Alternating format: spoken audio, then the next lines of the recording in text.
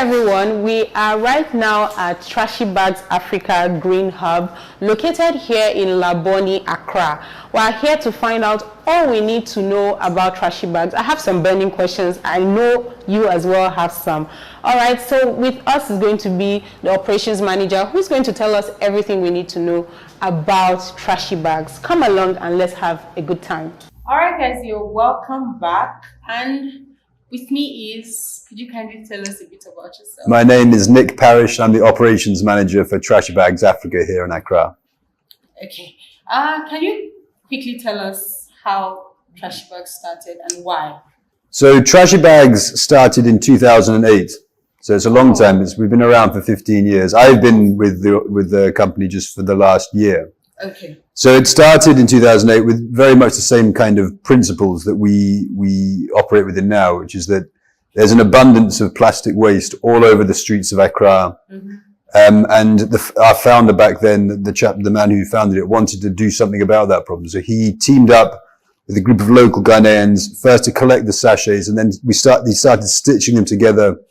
It was a very sort of experimental way that we started, but we realized quite quickly that this is a very durable material, and also very sort of you can do a lot of different things with it. You can make bags, you can make wallets, you can make laptop sleeves, and it will last for a very long time. So he quickly realized there was potential to turn this waste, give it some value, and turn it into something completely new, give it fresh life. I noticed you also do fabric pieces. Yes. As well. Yeah. So it's all part of Trashy. So initially we started with the sachets, yes. But then we realized that there's also all of the fabric pieces that you see in our products here. They're off-cut fabric. Yeah. So the seamstresses, the hundreds of seamstresses around the city, they make the various items of clothing from the original yards of fabric. But then there's a lot of waste there as well, all of which also goes into landfill or into the ocean. Yes. Or ends up being burnt. So we've started collecting that as another sort of material that we can use. And they're very popular, the fabric products, very, very popular as well. Yeah, I'd like to know, is it only in Ghana you do this, or do you have branches everywhere? So no, we only manufacture in Ghana at the moment. Okay. But we export these, we obviously do local sales here, but we also export around the world as well. Okay. So why waste? What's the inspiration behind recycling waste? Yeah. Why we use waste as our raw material? Because there's far too much of it. There's far too much of it in I mean, if you see, so in Ghana, for example, there's about 1 million tons of plastic waste produced every year. Yeah. And less than 10% of that is being recycled at the moment. Wow. So if you it's at the beach, or if it's in the gutters around the streets, or if it's when you drive past these enormous rubbish dumps, you see that there's a huge amount of waste and nothing's really being done about it. So that was the motivation when we started it 15 years ago. Wow. So what are some of the environmental and social challenges you faced with waste in Africa? In Ghana? Well, in Ghana, to be precise. Yes. So I think that there's the infrastructure is not there to do an enormous amount of recycling. I think there is some will, and the will to do something about it is increasing. But the infrastructure doesn't necessarily exist to deal with, especially the small plastic bags, those little black bags, those poly bags you buy. There's not an enormous amount being done. Some companies are turning them into pellets or just repurposing to different types of plastic, but it doesn't meet the ability to do that. Doesn't meet the amount of waste that is being produced. What's your motto for Trashy Bags? Do you have a motto? Do we have a motto for Trashy Bags? Or what's your vision statement? So we're working towards a greener, cleaner Ghana. Greener, cleaner Ghana. Mm-hmm. So do your staff understand this? Do they value it as much as you? Absolutely, they do. So a lot of the staff at the factory that you've been to this morning have been with us for many, many years. And people that work with us stay with us. Mm-hmm. One, it's a stable job opportunity, and it's a secure job opportunity in a company that treats its staff right, which we pride ourselves on. But there's absolutely all the staff down at the factory will tell you that they have a much better understanding about the how to do recycling, but also why it is an important thing to be doing. And any new member of staff that's brought on, we obviously explain what we're doing, we explain why we're doing it. And we expect full buy-in, and we have full buy-in from our staff as to why what we're doing is important. So yes, I would say they definitely do share our values. Okay, can you give us one or two examples? You know, when dealing with them, what are some of the things that makes you know that, oh, this person shares the same value as I do? Right. Okay. Yeah. So one example is that a lot of the team periodically will collect their own water sachets in their home and also around the sort of households around where they live. Then they'll bring them in. So once a month, like you'll find that 2 or 3 of their team will bring them in. So they've started collecting water sachets, used sachets. When they have a big bag of them, I also do this myself actually as well. Nice, we have a big bag, we bring it into the factory, and then we add that to our pile of sachets that we have there. And another example is that we recently, just last month, the British High Commission organised a beach cleanup in Jamestown. And so we were down there, quite a few of us were down there, myself but also members of the team, volunteered our time to go down there and pick up the waste and there was a lot of waste. There is, especially down at, that part of the city. There's a lot of waste. So that's just 2 examples of how we've kind of, without any kind of monetary incentive, it's just a case of buying into the mission and doing their part for it. Yeah. So tell us, what's the market like for this product? Because I personally have never seen some before. My first time, and I'm really impressed. But how's the market like? The market. So we have 2 markets. Obviously, we have our domestic market here. So we sell to the Ghanaian market, whether it's expats or Ghanaians. Lots of people. Products? Is it the sachet water or so everything we make, we sell both here and we export. Okay. I think the market is good here. I think that there's an issue, I think, here, especially amongst Ghanaians sometimes, of seeing that anything that's made out of these water sachets is still considered to be sort of look like trash, basically. Yeah. But that is definitely a mindset that is changing for sure. And then our export market is largely made up of people who have visited Ghana, who have seen what we're doing, and they go back to Germany or they go back to Japan or to the US or the UK or wherever, and they will make an order, and then they will sell it amongst their network there. So it's sort of mini distributorships that are set up, but it all comes about by people who have come here first and then seen what we're doing, and then they think it's a very cool idea, and then they want to take it back to where they come from and sell to their friends. Because it's an interesting, unique product, but it's also doing something clearly directly valuable to the environment. Do you have individual buyers in Ghana, not those who buy and take it outside of the country? Do you have those who buy individually here? Yes. Yeah, we have. You mean like just individual customers? Yes, just walking. Yeah. Oh, I want to buy some and then. Yeah, all the time. Derek, who runs our green hub here, there's dozens of people that come through every not just week. Companies or. No. So we do things for companies. So for example, we'll, especially around the holiday periods, companies will ask us they'll say, I want to buy 500 laptop sleeves. We want to put our logo on. Yes. And then we distribute it to our staff. So those kinds of things do happen, but we have hundreds of individual customers that come through every month. So the factory manager mentioned that some companies give their products and ask you to make bags for them from it. So does that mean you also run that kind of business as well? We can do. So for example, I think what he was referring to there is there's obviously a lot of huge, like thousands of billboards, advertising billboards go up in Accra every year. Yes. They typically stay up between 3 to 6 months, and they're taken down, rolled up, and just put into a warehouse. And it's another form of plastic which is just sitting there, and eventually it's going to go out and end up in the same place that all the other plastic waste is.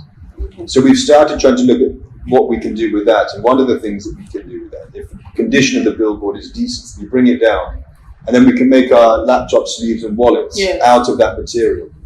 As well, So the companies you mentioned, sorry to cut you, the companies you mentioned, do they give you the products and do you brand it for them or with your own brand? So the branding comes from it's being made out of their billboard. So we'll take a big billboard and we'll ensure that each individual product has something on it that you can recognize that brand by.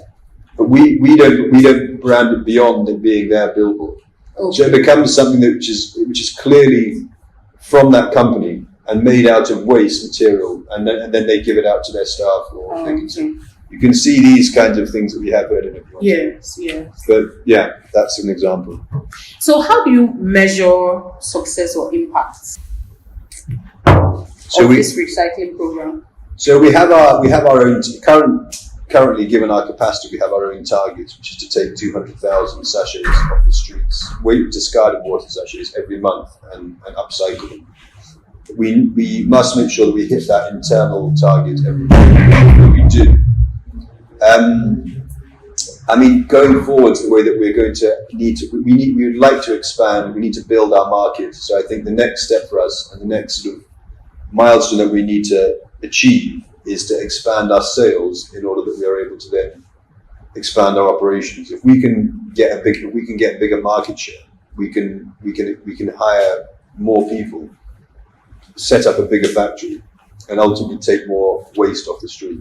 So that is our next goal that we're going to, I guess, be sort of measuring ourselves against for the next 6 to 12 months. So are there specific indicators you use to evaluate the effectiveness of your initiative? So I mean, hitting that target of taking at least 200,000 sachets off through our processing every month is one. We don't have a specific number of sort of kilos of off-cut fabric that we would want to go through. But I mean, I think that generating sales in order that we can expand our operations is something that we look at our sales, we look at how much we're doing every month, and it's increasing month on month at the moment. So I guess that is another metric that we would measure ourselves against. Yes. For the bags, I'm taking you back a little bit. For the bags, do you do it as the social responsibility or strictly for sale, or you do half and half?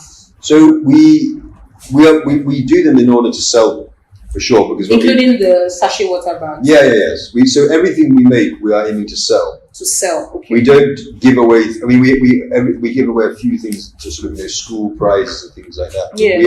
We are creating these bags in order to sell them, in order to generate revenue, which we can reinvest back into the company. So as I said, the more we sell, the bigger we can get. We're not out to sort of go and make huge profits. Everything we want to do, when we make profit, we put it all straight back into the business. Oh, that's nice. So how many schools have you done that for in recent times? This year? How many schools? Yes. Have we done what for us? The bags. Oh, you mean to talk about the school in the bag now? Yes. Oh, I see. Sorry. Right. Okay. Sorry. Yes. Yes, the School in the Bag program is a different thing. So that is a partnership we have with a UK charity. The School in the Bag is a UK registered charity which essentially raises money, and when they get the money, they distribute these packed school bags. So that's a different project. That's a different project. We are their partner in Ghana. They operate around the world. So in Ghana, we are their partner. We use our school bags, we use our pencil cases, and we work with them. When funds have been raised, we will then distribute the bags to where the donors want those bags to go. Yeah. And this year we've done about 500 bags so far. Oh, nice, lovely. How are the responses of the children? They absolutely love it. They really like it. I can imagine. And again, they're amazed to see what can be done. They get these bags which have been made out of the sachets, and they're surprised to see them. I mean, something they drink, most of the time, which they associate as being trash, and now it's actually something that they can use, and so they love it. They're really interested by it, and it gets them thinking about, okay, this just isn't rubbish. After all, something can be done with it. Yes. So how do you ensure the long-term sustainability of the company? In case Ghana becomes clean soon, hopefully soon, what happens to the company? So when everywhere becomes so we're constantly sort of diversifying in the kinds of materials we're using. We started out with just using the sachets. We're now incorporated heavily the off-cut fabric into it. Yes. And as I said, we're now looking at using billboards, banners, these kinds of things as well. We're already looking at what we can do with things like bottles. So there's also, I mean, I think the ideal that there will be a sort of plastic-free environment is something that everyone would love, but it's not going to happen anytime soon, if we're honest. I mean, these water sachets are by far the biggest source of clean drinking water in Ghana. Tens of millions of them are produced every year in this country alone.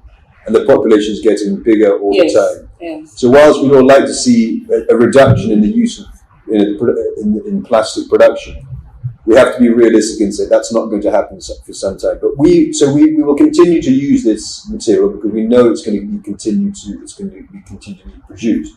But as I say, we are always looking at different innovative ways that we can use different types of waste as well. So I think we will, anyone that is doing anything with recycling of waste material is going to be in business for a long time because it's just getting more and more at the moment every year rather than actually reducing.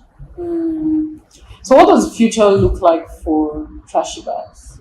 We would love to be able to. Our plans are to expand. We have currently one factory. We'd like to get at least one more and take it a little bit further out of town.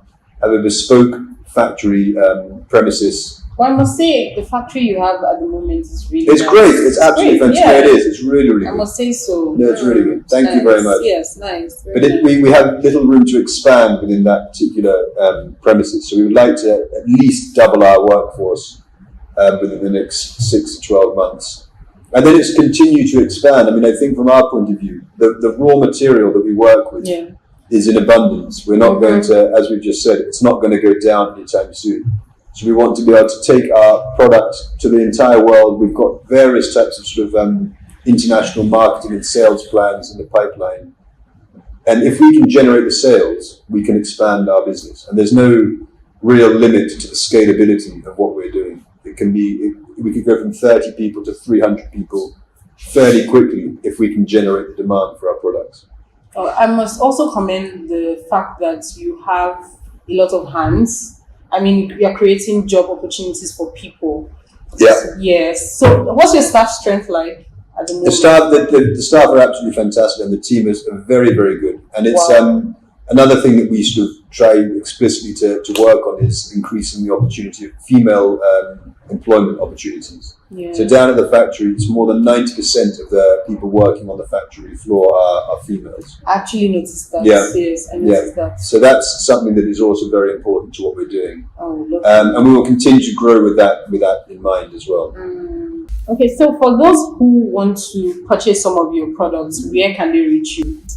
So currently we've got 3 kind of sites that we work on. We have obviously our Green Hub, which is here in Laboni, which showcases our process, but also all of our products are on sale here as well. We have the factory down in Abelempe, where we encourage people, school groups or tourists or anybody who's interested in what we're doing can come and have a tour of the factory in the same way that you did with Elvis this morning. Yes. And of course, you can also buy all of our products there. And then we have a shop in Achimota Mall where we're selling our products too. Wow. So the Green Hub is a place which is a showroom that demonstrates to visitors our process of from taking the plastic and then upcycling it, and then obviously into all the products that we are selling here.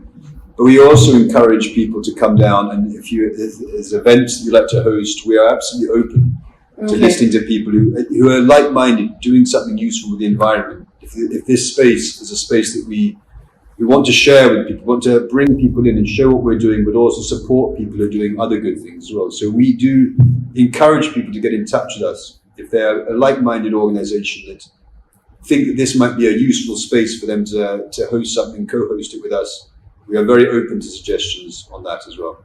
All right. And then, of course, all of our social media handles are available to you guys as well. We'll put them in the description just in case you want to reach out to them as well. Thank you so much for your time. No problem. Thank you. You're welcome. Thank you. Cheers. Please, guys, don't forget to subscribe, like, comment, and share this video.